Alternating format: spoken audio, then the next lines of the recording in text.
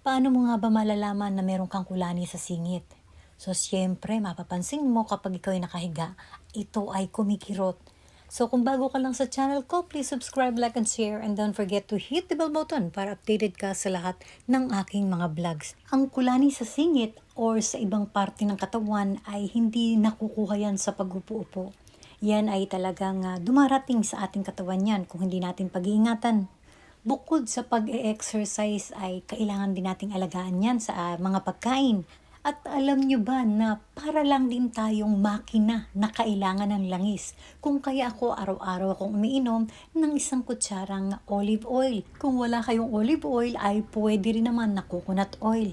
Napaka-importante nito guys sa atin. Lalo na sa ating kalusugan kung ikaw ay tumungtong na ng 30 pataas.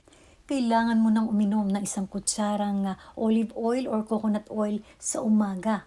Napaka-importante nito kung ikaw ay high blood ay maaayos ang iyong dugo. Isang kutsarang olive oil sa umaga at ang konting lakad ay napaka-importante sa ating kalusugan. Change for better living. So thank you so much guys for watching and see you to my next vlog. Bye!